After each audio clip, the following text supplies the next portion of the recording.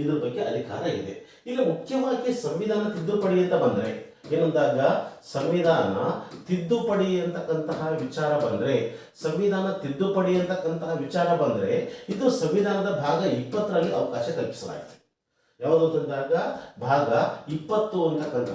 ಅದೇ ರೀತಿ ಯಾವ ವಿಧಿ ಸಂವಿಧಾನ ತಿದ್ದುಪಡಿಗೆ ಸಂಬಂಧಪಟ್ಟಿದೆ ಅಂತಂದ್ರೆ 368ನೇ ವಿಧಿ ಅಂತಕ್ಕಂಥದ್ದು ಸಂವಿಧಾನ ತಿದ್ದುಪಡಿಗೆ ಸಂಬಂಧಪಟ್ಟಂತ ಅಂಶ. ಸಂವಿಧಾನ ತಿದ್ದುಪಡಿ ಮಾಡತಕ್ಕಂಥ ಅಧಿಕಾರ ಯಾರಿಗೆ ಇದೆ ಅಂತಂದಾಗ ಸಂಸತ್ತಿಗೆ ಏನಾಗಿದೆ, ಸಂವಿಧಾನ ತಿದ್ದುಪಡಿ ಮಾಡತಕ್ಕಂಥ ಅಧಿಕಾರ ಇದೆ.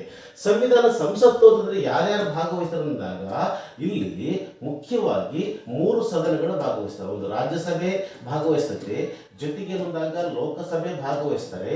ಅದೇ ರೀತಿಯಾಗಿ ಯಾರು ಅಂತಂದಾಗ ರಾಷ್ಟ್ರಪತಿಗಳು ಸಹ ಏನಂತಾರೆ ಇದರಲ್ಲಿ ಭಾಗವಹಿಸ್ತಾರೆ. ಕೆಲವು ಸಂದರ್ಭಗಳಲ್ಲಿ ರಾಜ್ಯ ವಿಧಾನಸಭೆಗಳು ಸಹ ಎಂದಾಗ ಈ ಒಂದು ಸಂವಿಧಾನ ತಿದ್ದುಪಡಿಯಲ್ಲಿ ಭಾಗವಹಿಸತಕ್ಕಂಥ ಕಂಡು ಬರ್ತಾ ಇದೆ. ಇಲ್ಲಿ ಪ್ರಶ್ನೆ ಕೇಳ್ತಾರೆ, ಸಂವಿಧಾನ ತಿದ್ದುಪಡಿಯಲ್ಲಿ ಯಾರ್ಯಾರು ಭಾಗವಹಿಸ್ತಾರೆ ಅಂತಂದಾಗ ರಾಜ್ಯಸಭೆ, ಲೋಕಸಭೆ, ರಾಜ್ಯ ವಿಧಾನಸಭೆ ಮತ್ತು ರಾಷ್ಟ್ರಪತಿಗಳು ಭಾಗವಹಿಸ್ತಾರೆ ಅಂತಕ್ಕಂಥ ವಿಷಯ ಗೊತ್ತಿರಬೇಕು. ಸಂವಿಧಾನ ತಿದ್ದುಪಡಿಯನ್ನ ನಾವು ನಮ್ಮ ದೇಶದಲ್ಲಿ 3 ರೀತಿ ಮಾಡ್ತೀವಿ. ಒಂದನೇದೇನು ಅಂದಾಗ ಸರಳ ಬಹುಮತದ ಮೂಲಕ ತಿದ್ದುಪಡಿ ಮಾಡ್ತೀವಿ. ಎರಡನೇದೇನು ತಿದ್ದುಪಡಿ ಮಾಡ್ತಂದಾಗ ವಿಶೇಷ ಬಹುಮತದ ಮೂಲಕ ತಿದ್ದುಪಡಿ ಮಾಡ್ತೀವಿ. ಇನ್ನೊಂದೇನು ಅಂದಾಗ ವಿಶೇಷ ಬಹುಮತ ಜೊತೆಗೆ ಏನಂದಾಗ ಅರ್ಧ ರಾಜ್ಯಗಳ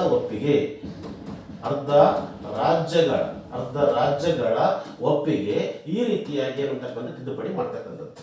ಇಲ್ಲಿ ತಿದ್ದುಪಡಿ ಮಾಡತಕ್ಕಂಥದ್ದು ಏನಂದಾಗ ಇಲ್ಲಿ ತಿದ್ದುಪಡಿ ಮಾಡೋ ವಿಧಾನ ಸರಳವಾಗಿದ್ರೆ ಅದನ್ನು ನಮ್ಮ ಸಂವಿಧಾನ ಅಂತ ಕರಿತೀವಿ. ತಿದ್ದುಪಡಿ ಮಾಡೋ ವಿಧಾನ ಕ್ಲಿಷ್ಟವಾಗಿದ್ರೆ ಅದನ್ನ ಅನಮ್ಯ ಸಂವಿಧಾನ ಅಂತ ಕರಿತೀವಿ ನಾವು. ಈಗ ಆಲ್ರೆಡಿ ಬಗ್ಗೆ ಚರ್ಚೆ ಮಾಡಿ ನೀವು ಕ್ಲಿಯರ್ ಆಗಿ ಹೇಳ್ತೀನಿ ನಾನು. ಇನ್ನೊಂದಾಗ ಸರಳ ಬಹುಮತ ಅಂತ ಬಂದ್ರೆ ಇಲ್ಲಿ ಲೋಕಸಭೆ ಅಥವಾ ರಾಜ್ಯಸಭೆ ತಿದ್ದುಪಡಿ ಆಗಬೇಕು ಅಂತಂದ್ರೆ ತಿದ್ದುಪಡಿ ಮಾಡತಕ್ಕಂಥ ಅಧಿಕಾರ ಯಾರಿಗಿದೆ ಅಂದಾಗ ಸಂಸತ್ತಿಗಿದೆ. ಇದನ್ನ ಮೊದಲು ಲೋಕಸಭೆಯಲ್ಲಾದ್ರೆ ಮಾಡಬಹುದು ಅಥವಾ ರಾಜ್ಯಸಭೆಯಲ್ಲಾದ್ರೆ ಮಾಡಬಹುದು. ಇಲ್ಲಿ ಸರಳ ಬಹುಮತ ಅಂತ ಬಂದ್ರೆ ಈ ಒಂದು ಲೋಕಸಭೆಯ ಸದಸ್ಯರು ತಿದ್ದುಪಡಿ ಮಾಡಬೇಕು ಅಂತಂದಾಗ ಲೋಕಸಭೆಯ ಹಾಜರಿರುವ ಸದಸ್ಯರಲ್ಲಿ ಅರ್ಧಕ್ಕಿಂತ ಹೆಚ್ಚು ವೋಟ್ ಬಂದ್ರೆ ಇದು ಲೋಕಸಭೆಯಲ್ಲಿ ಪಾಸ್ ಆಗುತ್ತೆ. ಸರಳ ಬಹುಮತ ಹಾಜರಿರುವ ಸದಸ್ಯರಲ್ಲಿ ಅರ್ಧಕ್ಕಿಂತ ಹೆಚ್ಚು ಜನರು ಒಪ್ಪಿಗೆ ಕೊಟ್ರೆ ಲೋಕಸಭೆಯಲ್ಲಿ ಪಾಸ್ ಆಗುತ್ತೆ. ಅದನ್ನ ಎಲ್ಲಿ ಕಳಿಸ್ತೀವಿ ನಾವೀಗ, ರಾಜ್ಯಸಭೆ ಕಳಿಸ್ತೀವಿ ನಾವು. ಇಲ್ಲಿ ಸಹ ಹಾಜರಿರುವ ಸದಸ್ಯರಲ್ಲಿ ಅರ್ಧಕ್ಕಿಂತ ಹೆಚ್ಚು ಜನರು ಒಪ್ಪಿಗೆ ಕೊಟ್ರೆ ಇದೇನಾಗುತ್ತೆ, ತಿದ್ದುಪಡಿ ಆಗುತ್ತೆ. ಇದು ಸರಳ ಬಹುಮತ ಅಂತಕ್ಕಂಥದ್ದು. ಇದಕ್ಕೆ ಸಂಬಂಧಪಟ್ಟಂತೆ ಯಾವುದೋ ರಾಜ್ಯದಲ್ಲಿ ವಿಧಾನ ಪರಿಷತ್ ಇಲ್ಲ, ಅದು ರಚನೆ ಮಾಡಬಹುದು. ವಿಧಾನ ಪರಿಷತ್ ಇದೆ, ಅದು ರದ್ದುಗೊಳಿಸಬಹುದು. ಯಾವುದೋ ಒಂದು ರಾಜ್ಯ ದೇಶದಲ್ಲಿರತಕ್ಕಂಥ ಯಾವುದೋ ಒಂದು ಭಾಷೆಗೆ ಅಧಿಕೃತ ಭಾಷೆಯ ಪಟ್ಟಿಗೆ ಸೇರಿಸಬಹುದು. ಅರ್ಥ ಆಯ್ತಾ? ಅದೇ ರೀತಿಯಾಗಿರ್ತಕ್ಕಂಥ 370 ಆರ್ಟಿಕಲ್ ಈ ತರ ಅದನ್ನು ಕೊಡಬಹುದು. ಈ ತರ ಕೆಲವೊಂದು ವಿಷಯಗಳನ್ನ ಅಥವಾ ಯಾವುದೋ ಒಂದು ರಾಜ್ಯವನ್ನ ಹೊಸ ರಾಜ್ಯ ರಚನೆ ಮಾಡಬಹುದು, ಹೊಸ ರಾಜ್ಯಗಳಿಗೆ ಹೆಸರುಗಳನ್ನು ಚೇಂಜ್ ಮಾಡಬಹುದು. ಈ ರೀತಿಯಾಗಿರ್ತಕ್ಕಂಥದ್ದು ಸರಳ ಬಹುಮತದ ಮೂಲಕ. ಎರಡನೇದು ವಿಶೇಷ ಬಹುಮತ ಅಂತ ಬಂದಾಗ ಇಲ್ಲಿ ಸೇಮ್ ಇಲ್ಲಿ ಏನಂದಾಗ ರಾಜ್ಯಸಭೆ ನಂತರ ಲೋಕಸಭೆ ಈ ಮಸೂದೆಯನ್ನು ಎಲ್ಲಿ ಬೇಕಾದ್ರೆ ಮಂಡನೆ ಮಾಡಬಹುದು, ತಿದ್ದುಪಡಿ ಮಾಡಬಹುದು. ಈ ಒಂದು ರಾಜ್ಯಸಭೆ ಅಂತಂದಾಗ ಹಾಜರಿರುವ ಸದಸ್ಯರಲ್ಲಿ ಅರ್ಧ ಸದಸ್ಯರು ಏನು ಕೊಡಬೇಕು ಅಂತಂದಾಗ ಒಪ್ಪಿಗೆ ಕೊಡಬೇಕು. ಹಾಜರಿರುವ ಸದಸ್ಯರಲ್ಲಿ ಅರ್ಧ ಸದಸ್ಯರು ಒಪ್ಪಿಗೆ ಕೊಡಬೇಕು. ನಂತರ 2/3 ಮೆಜಾರಿಟಿ ಪಾಸ್ ಆಗಬೇಕು. ಹಾಜರಿರುವ ಸದಸ್ಯರಲ್ಲಿ ಅರ್ಧ ಸದಸ್ಯರು ಒಪ್ಪಿಗೆ ಕೊಟ್ಟು ನಂತರ 2/3 ಮೆಜಾರಿಟಿ ಪಾಸ್ ಆಗಬೇಕು. ಸೇಮ್ ಅದನ್ನ ಎಲ್ಲಿ ಕಳಿಸ್ತೀವಿ ನಾವು, ಲೋಕಸಭೆ ಕಳಿಸಿದಾಗ ಅಲ್ಲಿ ಅರ್ಧದಷ್ಟು ಸದಸ್ಯರು ಏನ್ ಮಾಡಬೇಕು ಅಂತಂದಾಗ ಒಪ್ಪಿಗೆ ಕೊಡಬೇಕು. ನಂತರ 2/3 ಮೆಜಾರಿಟಿ ಪಾಸ್ ಆಗಬೇಕು.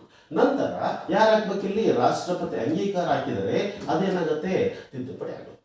ಇದು ಯಾವುದಂದಾಗ ವಿಶೇಷ ಬಹುಮತ. ಇಲ್ಲೇನಂದಾಗ ಮೂಲಭೂತ ಹಕ್ಕುಗಳನ್ನ, ರಾಜ್ಯ ನಿರ್ದೇಶಕ ತತ್ವಗಳನ್ನ ತಿದ್ದುಪಡಿ ಮಾಡತಕ್ಕಂಥದ್ದು ಕಂಡು ಬರ್ತಾ ಇದೆ. ಇನ್ನೊಂದು ಮುಖ್ಯವಾಗಿರತಕ್ಕಂಥದ್ದು ಏನಂದಾಗ ವಿಶೇಷ ಬಹುಮತ ಮತ್ತು ಅರ್ಧ ರಾಜ್ಯಗಳ ಒಪ್ಪಿಗೆ. ಇಲ್ಲೇನಂದಾಗ ಲೋಕಸಭೆ ಅಂತಕ್ಕಂಥದ್ದು ಪಾಸ್ ಆಗ್ಬೇಕು ಅಂತಂದಾಗ ಅರ್ಧ ಸದಸ್ಯರು ಏನ್ ಕೊಡಬೇಕು, ಒಪ್ಪಿಗೆ ಕೊಡಬೇಕು. 2/3 ಮೆಜಾರಿಟಿ ಪಾಸ್ ಆಗಬೇಕು. ನಂತರ ಎಲ್ಲಿ ಕಳಿಸ್ತೇವೆ ನಾವು, ರಾಜ್ಯಸಭೆ ಕಳಿಸ್ತೀವಿ.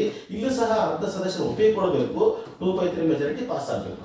ಇದಾದ ತಕ್ಷಣವೇ ಇರ್ತಕ್ಕಂಥ ಒಟ್ಟು ರಾಜ್ಯಗಳಲ್ಲಿ ಕನಿಷ್ಠ ಅರ್ಧ ರಾಜ್ಯಗಳು ಅಂದ್ರೆ 28 ರಾಜ್ಯಗಳಲ್ಲಿ 14 ರಾಜ್ಯಗಳು ಅದಕ್ಕೆ ಒಪ್ಪಿಗೆ ಕೊಡಬೇಕು. ಈ ಒಪ್ಪಿಗೆ ಕೊಟ್ಟ ನಂತರ ಇದಕ್ಕೇನು ಅಂದಾಗ ರಾಷ್ಟ್ರಪತಿಗಳು ಅಂಗೀಕಾರ ಹಾಕುತ್ತಾರೆ. ಇದು ಈ ಒಂದು ಇಲ್ಲಿ ಏನ್ ಮಾಡಬಹುದಾಗ ರಾಷ್ಟ್ರಪತಿ ಚುನಾವಣಾ ವಿಧಾನವನ್ನ ಚೇಂಜ್ ಮಾಡಬಹುದು. ರಾಷ್ಟ್ರಪತಿ ಚುನಾವಣಾ ವಿಧಾನವನ್ನು ಚೇಂಜ್ ಮಾಡಬಹುದು. ಯಾವುದೋ ಒಂದು ರಾಜ್ಯಕ್ಕಿರ್ತಕ್ಕಂಥ ಕೆಲವೊಂದು ಅಧಿಕಾರಗಳನ್ನು ಚೇಂಜ್ ಮಾಡಬಹುದು. ಈ ರೀತಿಯಾಗಿರ್ತಕ್ಕಂಥ ಅಂಶಗಳು. ಈ ರೀತಿಯಾಗಿರ್ತಕ್ಕಂಥದ್ದು ತಿದ್ದುಪಡಿಯಲ್ಲಿ ಯಾರ್ಯಾರು ಭಾಗವಹಿಸ್ತಾರೆ ಅಂತಂದ್ರೆ ಲೋಕಸಭೆ ಭಾಗವಹಿಸುತ್ತೆ. ಜೊತೆಗೆ ಯಾರು ಅಂತಂದಾಗ ರಾಜ್ಯಸಭೆ ಭಾಗವಹಿಸ್ತಕ್ಕಂಥದ್ದು ನಮಗೆ ಕಂಡು ಬರ್ತಾ ಇದೆ ತಿದ್ದುಪಡಿ ಅಧಿಕಾರ ಅಂತಕ್ಕಂಥದ್ದು. ಆಯ್ತಾ?